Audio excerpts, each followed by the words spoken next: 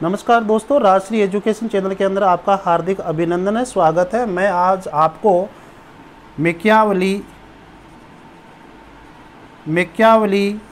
के जीवन परिचय के बारे में बताने जा रहा हूँ। जीवन परिचय के बारे में बताना चाह रहा हूँ मेरे दोस्तों। मैकियावेली का जो समय था वो समय कब से कब तक है? 1469 से लेकर 1527 का समय है मेरे दोस्तों। 3 मई 1469 के दिन मैकियावेली का जन्म कहाँ हुआ था? इटली के फ्लोरेंस शहर में। इटली के फ्लोरेंस शहर में 3 मई 1469 के दिन मैकियावेली का जन्म होता है, इटली के फ्लोरेंस शहर में। और बाद में 21 जून 1527 के दिन फ्लोरेंस में ही उनकी मृत्यु हो जाती है मेरे दोस्तों। ये तो उनका जीवन काल का समय है मेरे दोस्तों। ध्यान दो, 1469 के अंदर ही ननकाना के अंदर, जो अभी पाकिस्तान में है, ननकाना के अंदर सिखों के गुरु नानक जी, ठीक है, सिखों के गुरु जो नानक जी जो थे, उनका जन्म भी 1469 में हुआ था। तो ये भी आप थोड़ा याद कर लेना इसको भी। आगे मैं बात करता हूँ कि उस समय जो फ्लोरेंस था वह पुनर्जागरण का मुख्य केंद्र था। वहाँ पर विकास हो रहा था, हर चीज़ का विकास हो रहा था, सत्ता का विकास हो, समाज का विकास हो। तो उस स्थिति के अंदर मैकियावेली का जन्म हुआ था, पुनर्जागरण की स्थिति के अंदर।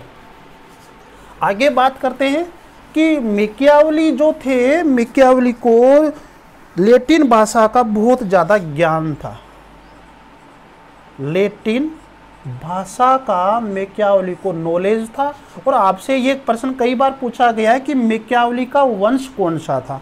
टस्कन याद रखना, टस्कन क्या था? वंश था। तो मैकियावेली जिस वंश में पैदा हुए हैं उस वंश का नाम क्या था? टस्कन था मेरे दोस्तों। आगे क्या होता है कि उसने, जब उसका जन्म हुआ था तो फ्लोरेंस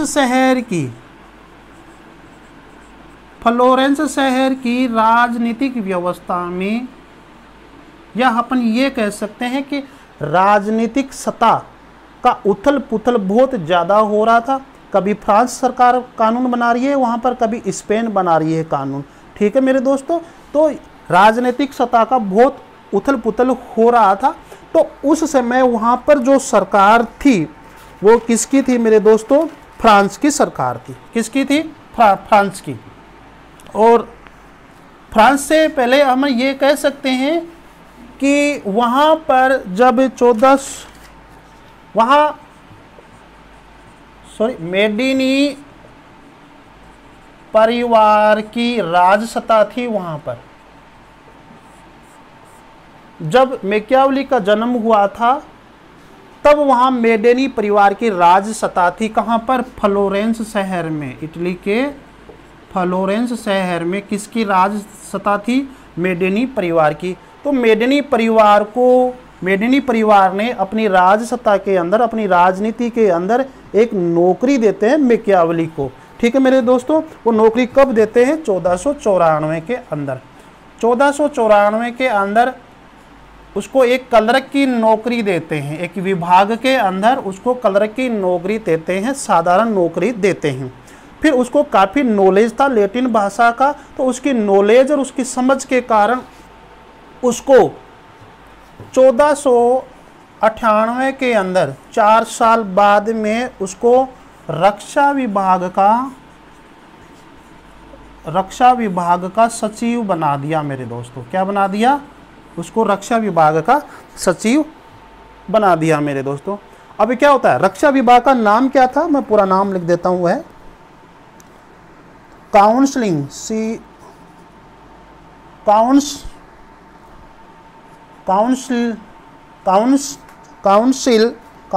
ऑफ 10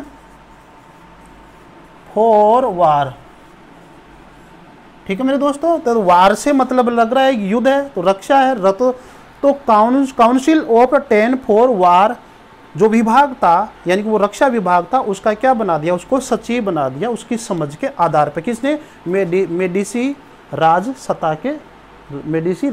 सत्ता ने। लेकिन क्या होता है कि 1498 के अंदर ही 1498 के अंदर क्या होता है, 1494 के अंदर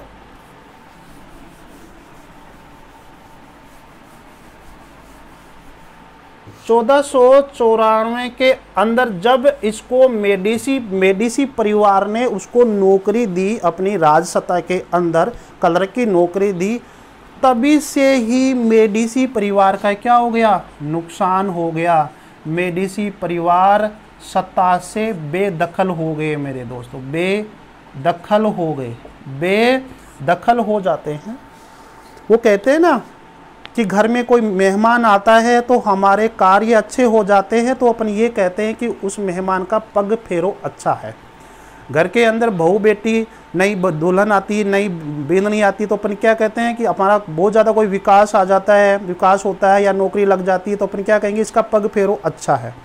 ऐसे ही पशुओं के बारे में भी कहते हैं कि जो पशु अगर कोई जन्म लेता है छोटा बच्चा, तो अपन ये कहते हैं कि ये बहुत अच्छा है, ये इसका पग फेरो अच्छा है। तो मेरे दोस्तों यहाँ पर मेडिसी परिवार ने इसको मैकियावेली को जब नौकरी दी, तो हम ये कह सकते हैं कि उसका पग फेरो अच्छा नहीं था राजशाही सत्ता परिवार के लिए। जैसे ही उन्होंने नौकरी दी तो मेडिसी परिवार राज सत्ता से गायब हो जाता है, बेदखल हो जाता है। तो ये किसने किया, प्रश्न ये है कि ये किसने किया, तो ये किया था फ्रांस के समर्थकों ने, फ्रांस के लोगों ने यहाँ पे क्या कर लिया, मेडिसी परिवार को तो क्या कर दिया, बेदखल कर दिया, ठीक है, राजसत्ता से, फ्लोरेंस की राजसत्ता से, और क्या कर दिया, गणतंत्रीय शासन व्यवस्था स्थापित कर दी, गणतंत्रीय शासन व्यवस्था स्थापित कर दी मेरे दोस्तों, ठीक है। तो ये परिवार यहाँ से हट जाता है।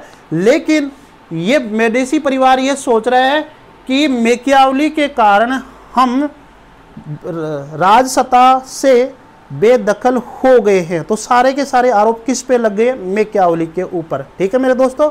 लेकिन गणतंत्रीय शासन व्यवस्था जब फ्रांस ने स्थापित कर ली, तो फ्रांस की गणतंत्रीय शासन व्यवस्था में मैकियावेली यथावत नौकरी कर रहे हैं, तो यथावत नौकरी उनको दे देते हैं। आगे क्या होता है कि,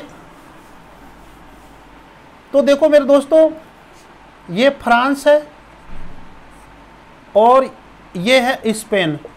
तो स्पेन व फ्रांस के बीच में हमेशा लड़ाई हुआ करती थी सत्ता के लिए, और कहाँ की सत्ता के लिए, फ्लोरेंस शहर की। फ्लोरेंस शहर जहाँ पर मैकियावेली का जन्म हुआ था, उस शहर के ऊपर, उस नगर के ऊपर राज करने के लिए इनके बीच में हमेशा सत्ता के लिए लड़ाई हुआ करती थी। तो फ्रांस ने 1494 के अंदर यहाँ पर गणतंत्रीय व्यवस्था स्थापित कर ली, मेडिसी परिवार को बेदखल करके।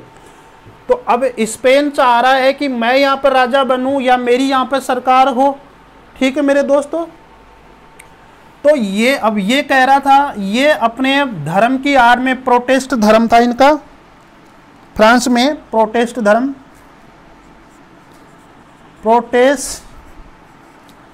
प्रोटेस्ट धर्म, ठीक है। ये फ्रांस था, ये फ्रांस अपने देश के अंदर, फ्रांस के अंदर और कहाँ पर जहाँ वो शासन करता था वहाँ पर तो प्रोटेस्ट धर्म को वो बढ़ाने की कोशिश करता था कि मेरे धर्म के लोग यहाँ पे हो जाए तो मैं राजसत्ता के ऊपर रहूं।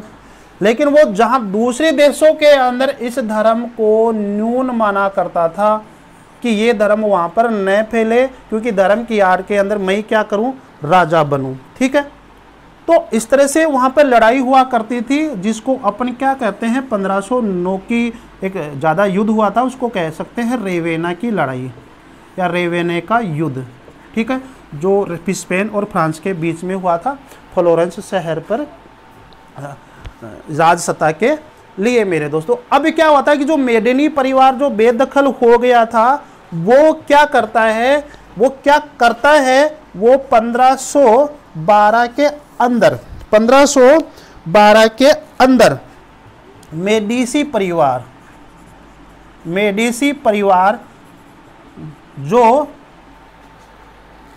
1494 के अंदर फ्लोरेंस की सत्ता से हट गया था, बेदखल हो गया था, वह परिवार 1512 के अंदर यहाँ कमजोरी का फायदा उठाता है और मेडिसी परिवार सीधा किसके पास जाता है, स्पेन के समर्थकों के पास जाता है, स्पेन के समर्थकों के पास जाता है। तो स्पेन के लोग जिस धर्म को माना करते थे अर्थात चर्च, स्पेन के वे लोग जो चर्च को ज़्यादा मान्यता दे रहे थे कि चर्च जैसा कहेगी वैसा ही राजसत्ता होना चाहिए, तो उनके पास ये मेडिसी परिवार चला जाता है। तो हम ये कह सकते हैं कि स्पेन के जो चर्च के जो लोग हैं उन लोगों के समर्थकों के द्वारा वह इस गणतंत्रीय शासन व्यवस्था अर्थात जो फ्रांस की जो गणतंत्रीय शासन व्यवस्था जो स्थापित हो गई थी उसको वहाँ से हटा देता है और दोबारा से राजसत्ता किसकी आ जाती है, 1512 के अंदर मेडिसी परिवार की सत्ता आ जाती है मेरे दोस्तों। अब मेडिसी परिवार की राजसत्ता आ जाती है तो क्या मैकियावेली अब यहाँ पर राजसत्ता में रहेगा, क्योंकि उनके बीच में तो पहले से 36 का आंकड़ा चल रहा है। तो उस समय 1512 में उसको यहाँ से बेदखल कर देता है मैकियावेली को कि हट यहाँ से भाग, तेरी वजह से हमारा शासन सत्ता से चला गया था और मुश्किल से वापिस आया है, अब तो यहाँ से चला जा। अब मैकियावेली क्या करता है, उसका राजनीतिक जीवन क्या हो गया, भंग हो जाता है मेरे दोस्तों। 1494 के अंदर उसका राजनीतिक जीवन शुरू हुआ था और 1512 के अंदर उसका राजनीतिक जीवन क्या हो जाता है, समाप्त हो जाता है। लेकिन इस दौरान उसको काफ़ी नॉलेज होता है मेरे दोस्तों राजनीतिक जीवन का। अब वो क्या करता है कि अब वो गांव बेदखल हो गया, निर्वासित हो गया, अब कहाँ जाए मैकियावेली, तो वहाँ फ्लोरेंस के एक गांव के, फ्लोरेंस शहर के एक गांव के अंदर वह रहने लग जाता है। उस गांव का क्या नाम था, सेन कैसिसनो,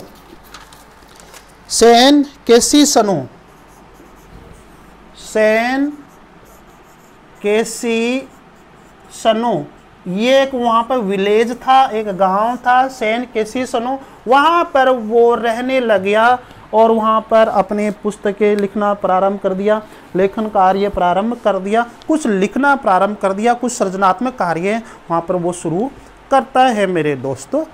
अब क्या होता है कि मेडिसी परिवार ये चाह रहा था कि मैकियावेली कैसा भी हो, वो बुरा हो अच्छा हो, लेकिन वह ज्ञानी है, वह नॉलेज रखता है, समझ रखता है, उसके अंदर गुण है, तो क्यों ना हम हमारे वंश की, हमारी सत्ता की उससे एक जीवनी लिखवाए, एक इतिहास लिखवाए मेरे दोस्तों।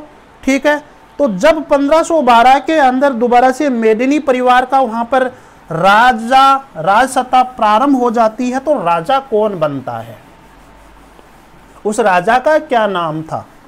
1512 के अंदर जब राजा बना था उसका नाम था लोरेंजो, याद रखना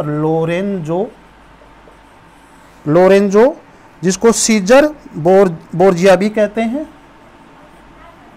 सीजर बोर्जिया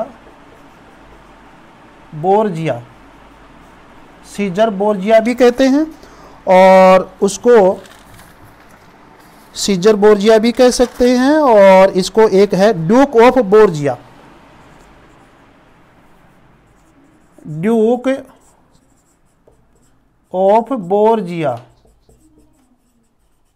ड्यूक ऑफ बोर्जिया भी कह सकते हैं, लोरेंजो कह सकते हैं, सीजर बोर्जिया कह सकते हैं, ड्यूक ऑफ बोर्जिया कह सकते हैं।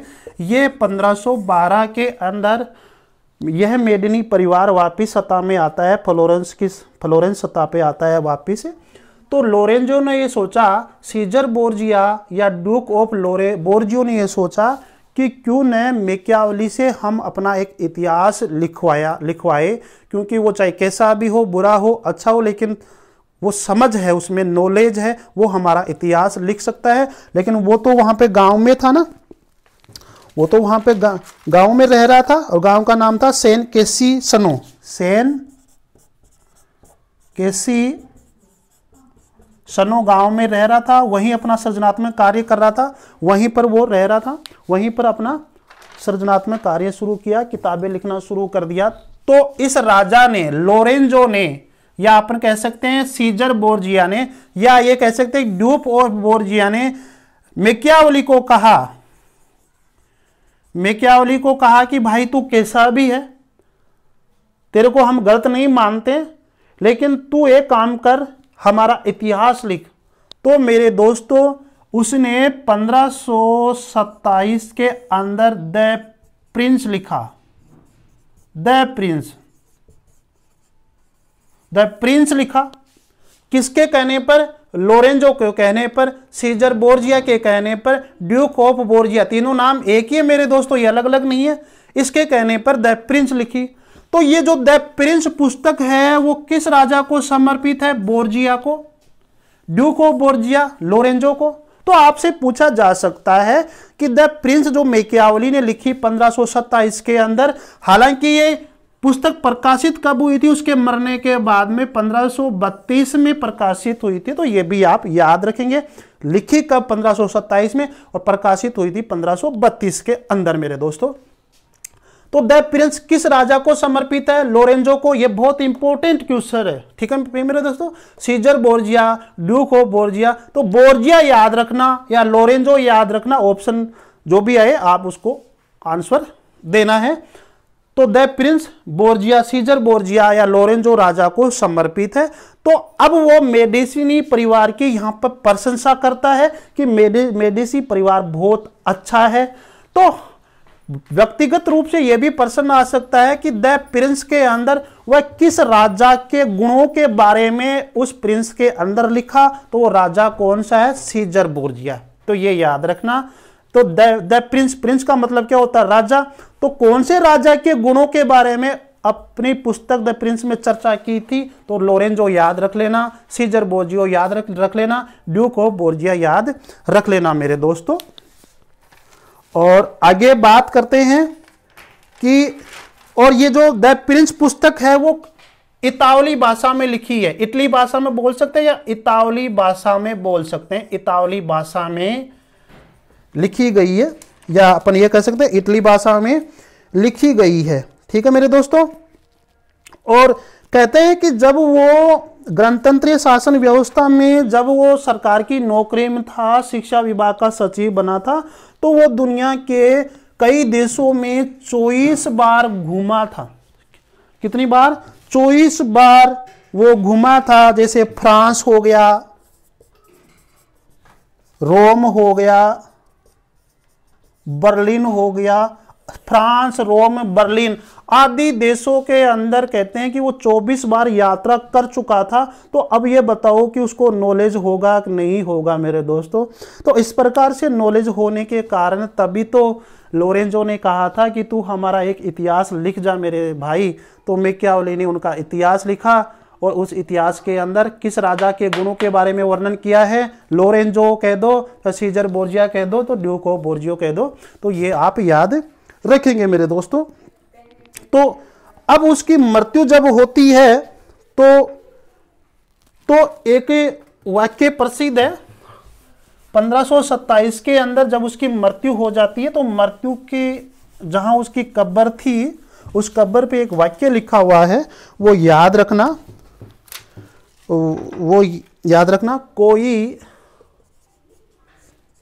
कोई शब्द इस महान व्यक्ति के नाम की बराबरी नहीं कर सकता है। हालांकि ये कहा किसी ने नहीं, लेकिन उसकी कब्र पर ये लिखा हुआ है, मैकियावेली की कब्र पर, कि कोई शब्द इस महान व्यक्ति के नाम की बराबरी नहीं कर सकता मेरे दोस्तों। तो आज मैंने आपको मैकियावेली के जीवन परिचय के बारे में बताया मेरे दोस्तों। मैकियावेली का जीवन कैसे बीता था, तो वहाँ उस समय फ्लोरेंस की सत्ता के लिए स्पेन और फ्रांस के बीच में हमेशा लड़ाई हुआ करती थी कि आज मैं सत्ता में जाऊं, आज मैं सत्ता में जाऊं। ठीक है, बीच में एक मेडिसी परिवार था, वो था। ठीक है, किस प्रकार से मेडिसी परिवार जो 60 वर्षों तक राज कर रहा था, फिर अचानक गणतंत्र शासन व्यवस्था कैसे आ गई थी। ठीक है मेरे दोस्तों, और इस तरह से हम कह सकते हैं कि मैकियावेली जब राज सत्ता में आया तो कई देशों की यात्रा की थी मेरे दोस्तों। तो आप समझ गए होंगे कि उसका जीवन किस तरह से उसका जीवन बीता था मेरे दोस्तों। और द प्रिंस किसको समर्पित है? बोर्जिया राजा को समर्पित है, ड्यूक ऑफ बोर्जिया, ये याद कर लेना। नमस्कार दोस्तों, जहाँ रहो मस्त रहो। मेरे चैनल को सब्सक्राइब जरूर कर लेना मेरे दोस्तों।